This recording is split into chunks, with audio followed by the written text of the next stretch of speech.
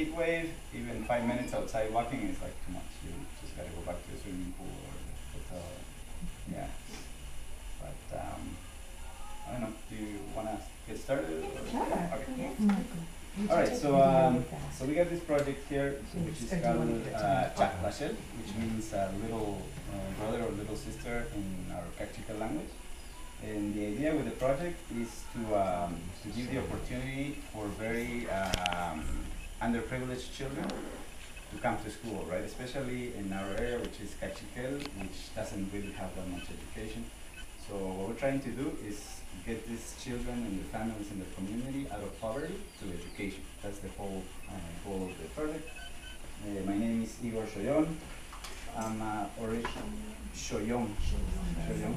Oh, and so the next. after we continue, Yes? is there a chance to get a copy of this? Oh, for sure, I can give it to you Okay. with the. Then we won't have to get, that would be wonderful. Oh yeah, I'll give you the presentation, and I got a slide-by-slide description of each thing. So Thank you.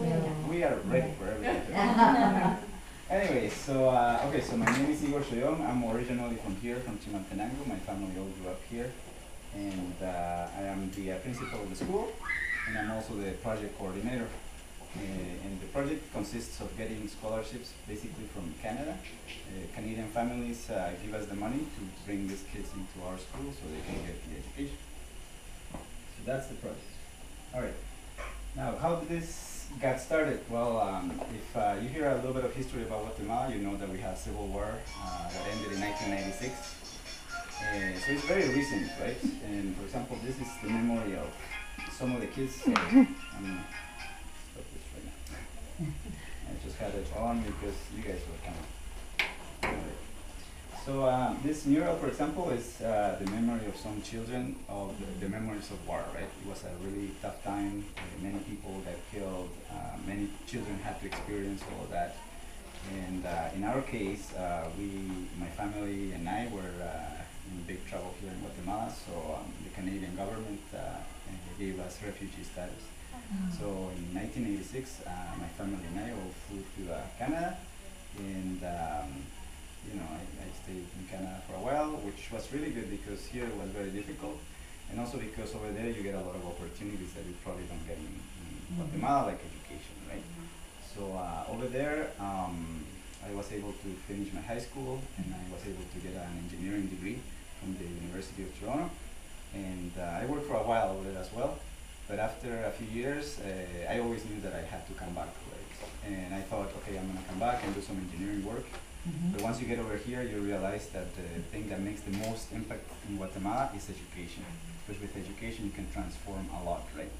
So then I decided to come back. I'm here since 2005, and we started this project in 2008. And so that's how the project got started.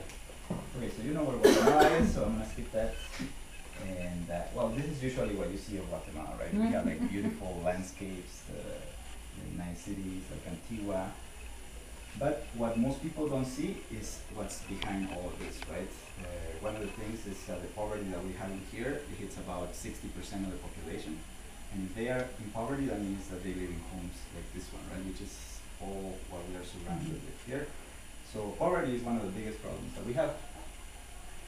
Here in Chimaltenango, for example, there is also Maya population. There is up to 80% of us who are Kaqchikel, so we are the vast majority of people. But if you see the statistics, only about half of the Maya people know how to read and write. So that's a huge problem because basically nobody has any education. Even when we send kids with homework in the afternoons, the parents cannot help them because they cannot read or write. So that's a different problem that we have to deal with here. And of course, without education, they cannot get good jobs. They continue this cycle of poverty that they have been living for many years. So that's one of the biggest problems. You can also see that only 18% of our children make it to high school because they drop out, because they have to go to work, because many times they go to school and they don't understand one word that they're saying to them because it's not in their language, or because it's too complicated, or because the classrooms are huge and there's only one teacher. There's a whole bunch of problems. But it all results in only 18% going to high school and less than 1% going to university. So there's very few Maya people who get higher education.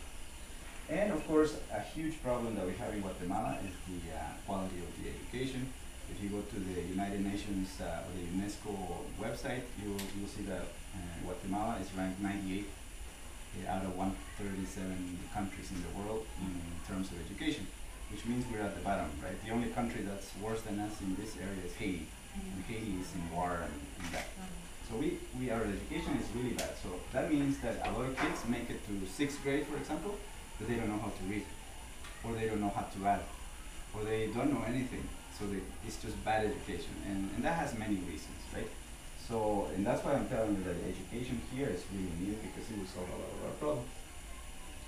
Now, I'm going to show you some pictures of where our kids come from, because when you see them in the classrooms, it's a totally different story. You know, they're happy, they're with their uniforms, you might think everything is cool in here. But once you see where they live and how their families make money and that kind of thing, then you realize the problems that they have. For example, this is Chelsea. You're going to see her in the small class. She's right now she's 3 years old, and they live in this tiny little house that's probably from here to the door, and it's all made with plastic and just has beams, wood beams on the corners. And I saw when the mother was making the home. It's just like 1 block from here. So you know, it's really tough to live in a place like that, especially for kids, right? This is Samuel Sical. That was when he was 3 years of age. Right now he's 7. He's been with us for 4 years. But that's his home, and that's the family that lives with him. Now going inside the home, this is the bedroom. And in most families, the families have only 2 beds. So one is for the adults, maybe the baby of the family, and the other one is where all the kids fit in, right? So even if there's 5, they have 2 beds. Another thing that you can see here is that, well, the houses are made out of tin sheets, like those. Yeah, that one. But the problem is that usually they buy them already used, so they have holes all over the place, and so the water gets in. And for example, in the rainy season, the water gets into the floor, and it's muddy, right? So that's why the beds are on top of bricks. I don't know if you can see the bricks here. And also there is wind that comes in at night, so that's why they have the cardboard all around it to try to stop the wind, because it's very cold, right? And of course they don't have that many possessions in there. This is the other room of the house. That's the kitchen.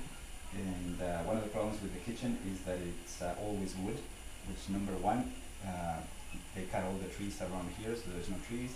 There's a lot of mudslides because there's no roots to hold the dirt in place. And also it produces a lot of smoke. And that's why the walls are black, right? So the mothers, and especially the kids, always have respiratory problems out of that. If you see the picture, you're not going to see a fridge or a microwave or anything like that, right? Everything has to be done by hand.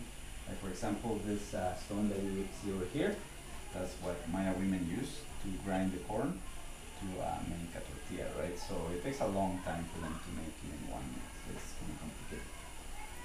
Washrooms are typically a hole in the ground with a cement seat. You know, they're not all that sanitary, but that's what they gotta use.